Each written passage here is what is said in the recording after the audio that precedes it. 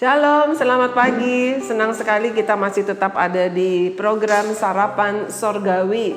Sarapan yang mengenyangkan jiwa kita, yang menguatkan iman kita, melebihi kekuatan jasmani.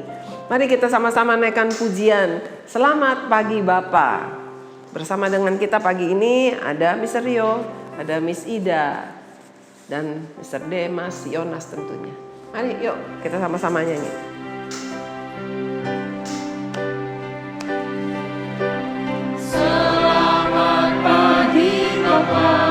Selamat pagi Yesus, selamat pagi Roh Kudus.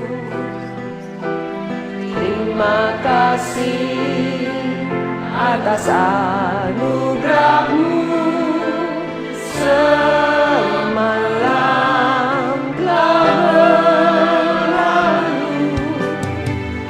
Memuji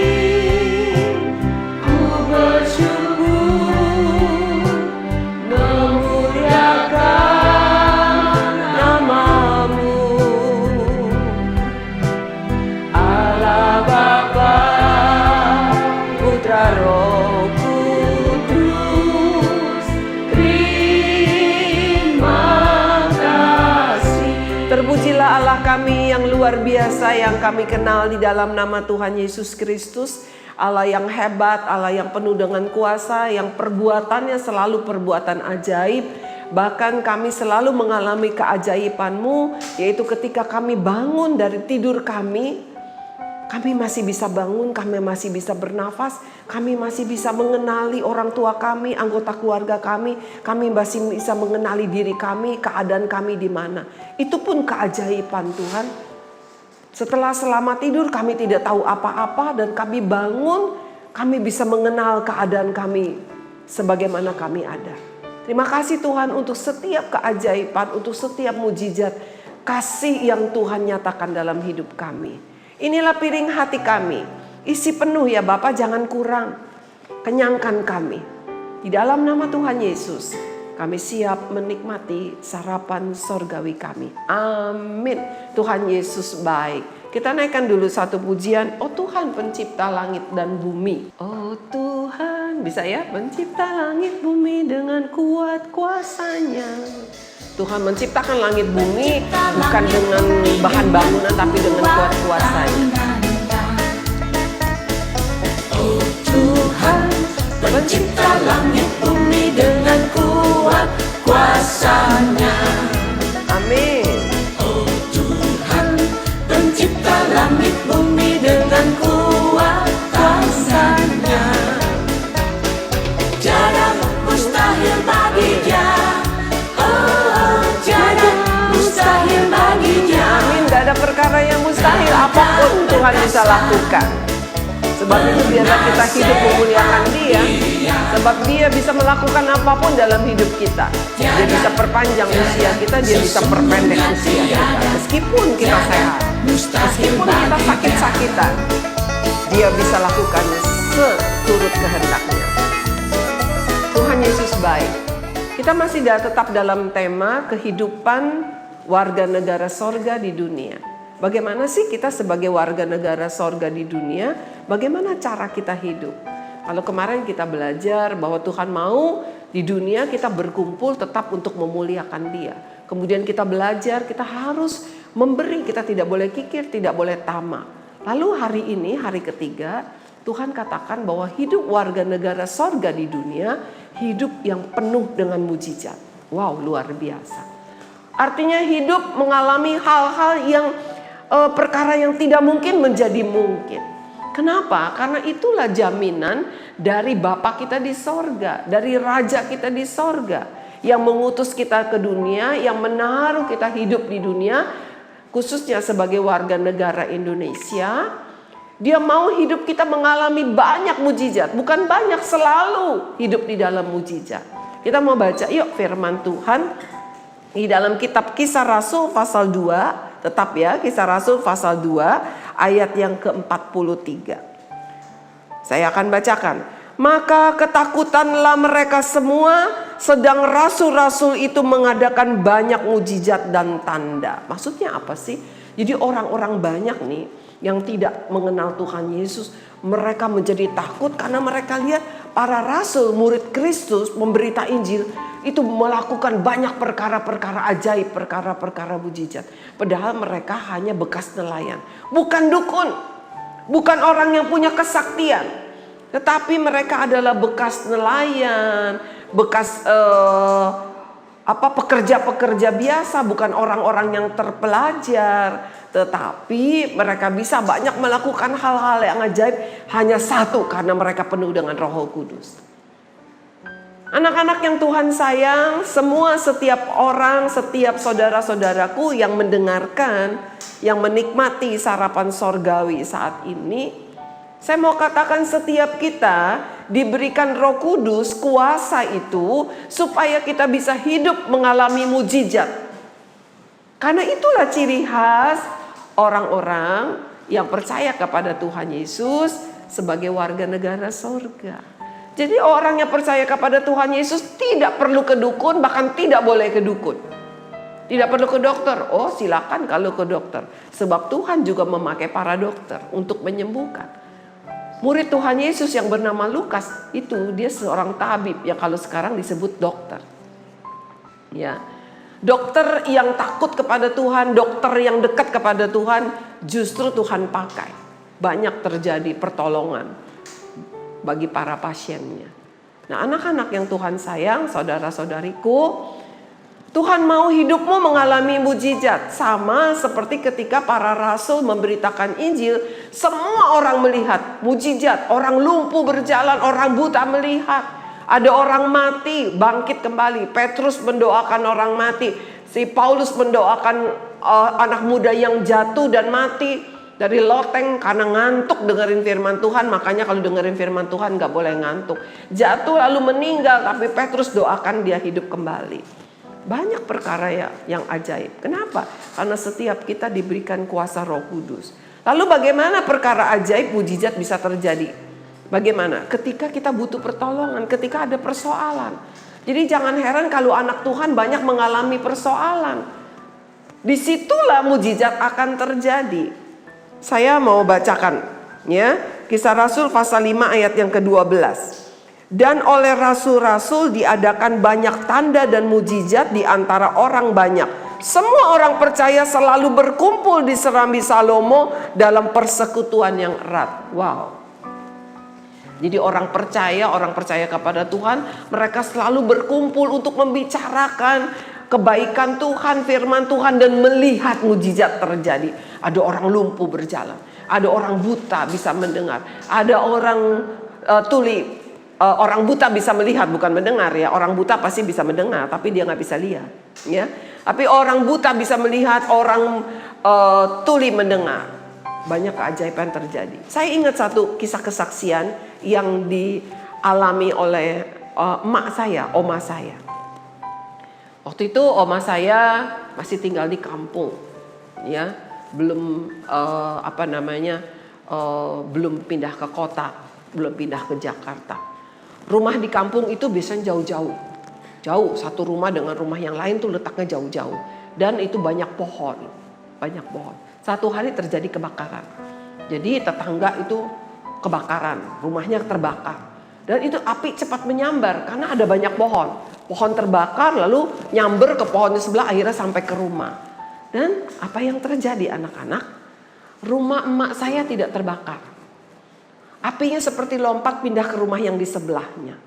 Setelah api bisa dipadamkan, orang-orang bilang begini, waduh, kamu tahu nggak, rumah kamu nggak kebakar. Kenapa? Mereka melihat ada malaikat di atas genteng pegang pedang bercahaya. Mereka lihat, dahsyat ya, dahsyat Tuhan kita. Karena emak saya berdoa nggak bisa apa-apa. Karena engkong saya sudah meninggal dari muda. Jadi emak saya dengan anak yang masih kecil-kecil gak bisa apa-apa ketika rumah kebakaran. Tapi rumah dia sedikit pun tidak kena api. Pohon dengan pohon kebakar, rumah di bawahnya gak kena.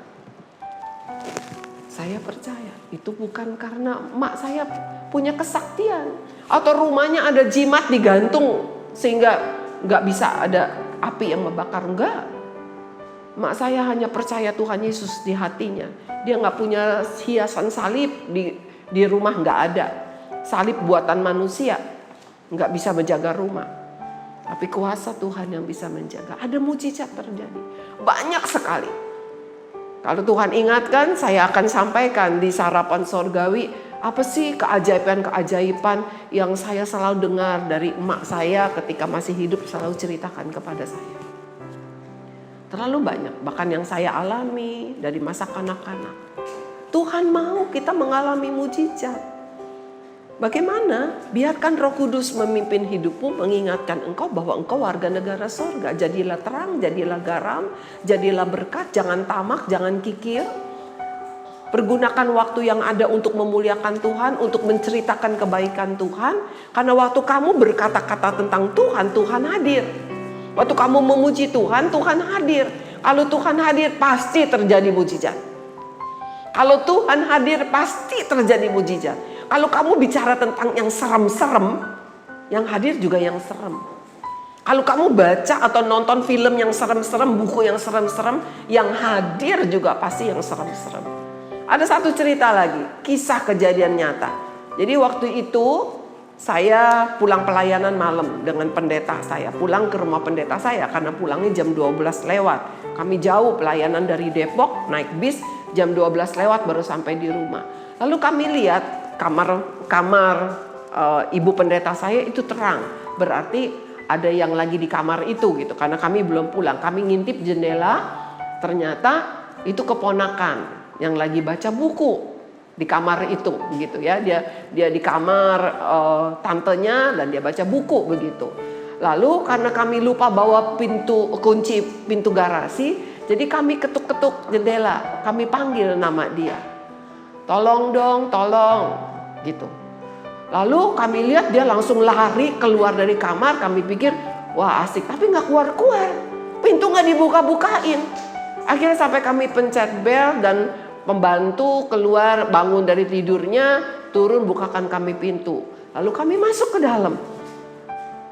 Ponakan ini udah nggak ada di kamar kami, tapi udah balik ke kamar. Lalu kami buka, kamu tadi kok bukan pintu, tapi kamu kabur, kamu keluar kirain ambil bukain pintu.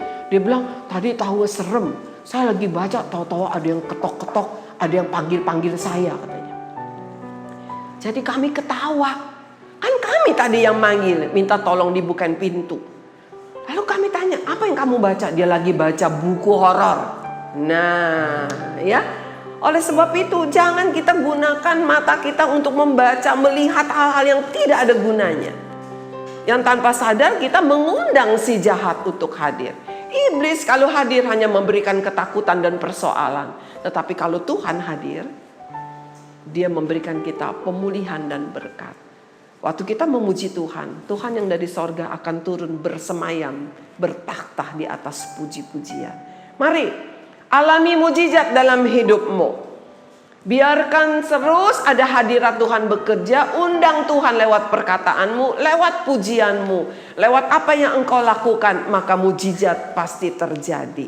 Karena Allah yang kita sembah, Allah yang hidup, Allah yang menciptakan langit bumi dengan ajaib. Tidak ada perkara yang mustahil untuk dia. Mari kita mau berdoa. Sebelumnya kita naikkan dulu pujian. Hatiku percaya, jangan tidak percaya. Banyak orang Kristen, banyak anak Tuhan udah gak percaya lagi ada mujizat terjadi. Kita mau percaya sebab Allah yang kita sembah adalah Allah pembuat mujizat. Saat kita mengalami kesulitan, gak ada jalan, gak ada pertolongan, kita mesti percaya bahwa Tuhan ada membuat mujizat buat kita. Ada rencana Tuhan, pegang janji Dia. Jangan ragu, tetap berharap kepadanya. Hatiku percaya ya Tuhan. Ku percaya.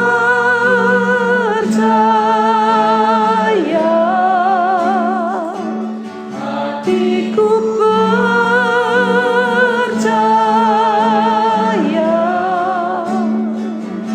Hatiku percaya.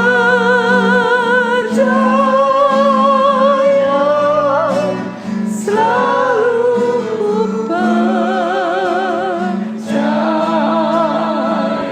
Hatiku percaya dengan suara yang lembut. Saya pernah membaca beberapa tulisan dari anak-anak Tuhan yang tidak percaya mujizat. Dia katakan kalau ada orang buta bisa melihat, orang lumpuh berjalan, itu hanya tipu-tipuan saja. Itu hanya hipnotis, itu hanya sihir. Saya mau katakan sangat-sangat menyedihkan sekali anak-anak Tuhan yang tidak percaya mujizat. Mengapa? Karena Tuhan yang kita sembah, Yesus Kristus Tuhan, adalah Allah pembuat mujizat. Dia menciptakan dunia ini dengan mujizat. Dia menciptakan kita manusia dengan mujizat. Dan setiap hari ketika kita bangun tidur, masih bisa bernafas, masih bisa membuka mata, masih bisa menikmati, mengenal diri kita sendiri. Itu pun mujizat Tuhan. Karena banyak orang yang sehat tapi tidak bisa mengenali dirinya. Banyak orang yang sehat tiba-tiba meninggal.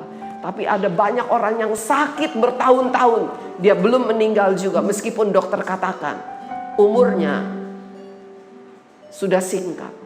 Kenapa bisa demikian? Karena yang memberikan nafas adalah Tuhan. Dia yang melakukan mujizat. Dia yang bisa berkata, umurmu selesai, umurmu kuperpanjang. Mari anak-anak Tuhan, jangan pernah ragu kepada Tuhanmu. Biarlah hatimu percaya bahwa Dia dapat melakukan apa yang tidak mungkin, asalkan engkau hidup di dalam Dia, memuliakan Dia, dan tidak bimbang. Bapa dalam surga, hamba mau berdoa bagi banyak anak yang saat ini khususnya sedang mendengarkan, menikmati sarapan sorgawi, bagi banyak keluarga yang juga ikut mendengarkan. Ada banyak persoalan yang buat mereka tidak bisa menyelesaikannya. Tidak ada jalan keluar. Kami mendengar pagi ini bahwa kami warga negara sorga yang Tuhan taruh khususnya di Indonesia. Dan kami hidup di dalam mujizat. Kami minta mujizat-Mu terjadi ya Bapak. Yang uang kontrak rumahnya sudah habis dan tidak tahu harus cari kemana. Terjadi mujizat, ada pertolongan, engkau tidak akan diusir dari rumah kontrakmu. Ada yang lanjut usia, rasanya sudah tidak mungkin kakimu kuat berjalan lagi. Tetapi oleh mujizat Tuhan, engkau masih bisa pergi ke gereja. Nanti ketika gereja sudah dibuka lagi, pegang janji Tuhan. Ada banyak anak yang saat ini mungkin belum mendaftar di sekolah. Termasuk mungkin mau mendaftar di SKBB tapi harus ada uang pangkal sekarang dan tidak punya uang. Atau tidak diterima di sekolah-sekolah yang kalian inginkan. Biarkan kehendak Tuhan yang jadi dan Tuhan akan lakukan mujizat. Karena tidak ada perkara yang mustahil. Itu janji Tuhan. Tetapi biarlah ya Tuhan, kami hidup menyenangkan hati Tuhan dimanapun kami berada. Dimanapun kami berkumpul, kami memuliakan Tuhan, maka kami percaya mujizat pasti terjadi. Perkara-perkara jahat yang seringkali tanpa sadar kami undang dalam hidup kami, pujian, lagu-lagu yang tidak sopan, lagu-lagu yang tidak berguna yang seringkali kami nyanyikan, kami buang saat ini di dalam nama Tuhan Yesus. Tetapi biarlah apa yang kami baca, apa yang kami nyanyikan, apa yang kami dengar, apa yang kami percakapkan, itu semua menyenangkan hati Tuhan dan mengundang hadirat Tuhan sehingga terjadi mujizat terus menerus dalam hidup kami. Terima kasih ya Tuhan, kami mengucap syukur, kami memuliakan Engkau di dalam nama Tuhan Yesus. Amin. Siap mengalami mujizat? Hidup memuliakan Dia. Siap mengalami pertolongannya di saat perkara-perkara segala sesuatu yang tidak mungkin. Hidup menyenangkan hatinya. Engkau pasti mengalami mujizat. Tuhan Yesus memberkati. Sampai ketemu besok pagi.